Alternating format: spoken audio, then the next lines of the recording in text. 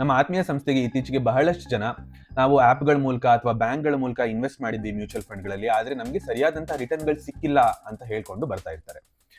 ಏನಕ್ಕೆ ಹೀಗಾಗುತ್ತೆ?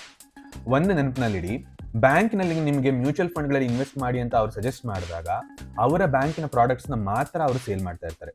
ಆ್ಯಪ್ಗಳಲ್ಲಿ ನೀವು ಇನ್ವೆಸ್ಟ್ ಮಾಡಿದಾಗ ಈ ಹಿಂದೆ ಒಂದು ಫಂಡಿನ ಪರ್ಫಾರ್ಮೆನ್ಸ್ ಏನಿದೆ ಅದರ ಬೇಸಿಸ್ ಮೇಲೆ ಅವರು ನಿಮಗೆ ಫಂಡ್ಗಳನ್ನ ಸಜೆಸ್ಟ್ ಮಾಡ್ತಾರೆ.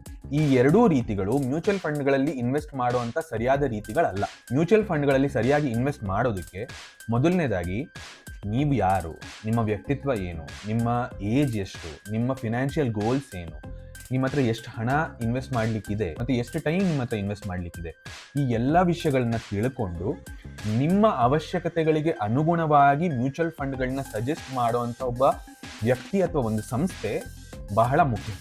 ಆ ರೀತಿ ಗೈಡೆನ್ಸ್ ಇದ್ದಾಗ ಮಾತ್ರ ನೀವು ಪರಿಶ್ರಮದಿಂದ ಗಳಿಸಿದಂಥ ಹಣ ಸರಿಯಾದ ರೀತಿಯಲ್ಲಿ, ಸರಿಯಾದ ವೇಗದಲ್ಲಿ, ಸುರಕ್ಷಿತವಾಗಿ ಬೆಳೀಲಿಕ್ಕೆ ಸಾಧ್ಯ.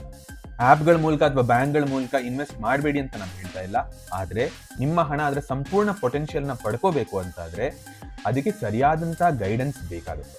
ಮ್ಯೂಚುವಲ್ ಫಂಡ್ ಇನ್ವೆಸ್ಟ್ಮೆಂಟ್ಸ್ ಮೇಲೆ ನಿಮಗೆ ಗೈಡೆನ್ಸ್ ಬೇಕಾದರೆ ನಿಮ್ಮ ನಂಬಿಕೆಯ ಮ್ಯೂಚುವಲ್ ಫಂಡ್ ಎಕ್ಸ್ಪರ್ಟ್ನ ಅಥವಾ ಆತ್ಮೀಯ ಸಂಸ್ಥೆಯನ್ನು ನೀವು ಸಂಪರ್ಕ ಮಾಡಬಹುದು. Thank you.